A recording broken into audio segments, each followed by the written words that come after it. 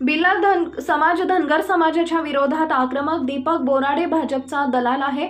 Eklavya brigade Bhil समाजाचे प्रदेशाध्यक्ष अंकुश वेताळ जालना जिल्हाधिकारी कार्यालयासमोर भिल्ल समाज धनगर समाज विरोधात आक्रमक झाला असून जिल्हाधिकारी कार्यालयासमोर दिनांक 30 ऑगस्ट रोजी दुपारी 2 वाजेच्या दरम्यान धनगर समाजाला विरोधात भिल्ल समाज आक्रमक झाला आहे।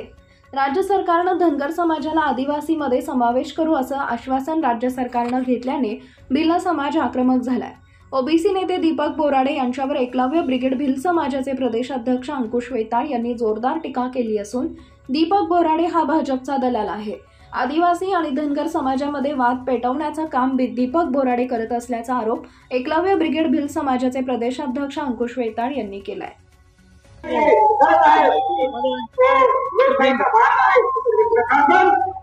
आज तुम्ही जिल्हाधिकाऱ्यांना दिलंय, प्रशासनाचं काय नेमकं तुम्हाला आश्वासन दिलेलं आहे, पुढचं पाऊल काय असणार आहे?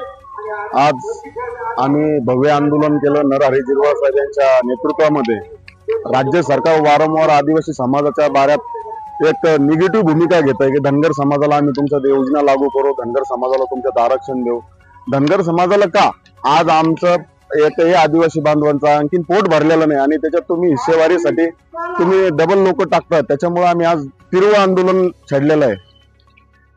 एकीकडे दीपक बोराडे देखील पंढरपूरमध्ये उपोषणाला बसले होते मागणीसाठी। शासनाने आता मागणी मान्य केलेली आहे आणि आता तुम्हाला जाग का आली?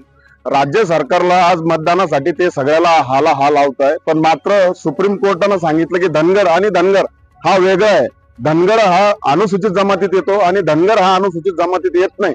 त्याच्यामुळं दीपक बोराडा हा दलाल आहे भाजपचा आणि हा काही राष्ट्रवादी सोबत शरद पवार सोबत पहिले होता, आता हा दुसऱ्या पक्षात आल्यामुळे यांना सुपारी घेऊन आदिवासी आणि धनगर बांधवांमध्ये वाद लावण्याचं याला काम सुरू केलेलं आहे। काय नाव आपलं? अंकुश शिशराव वेताळ, प्रदेशाध्यक्ष एकलव्य ब्रिगेड भिल्ल समाज संघटना।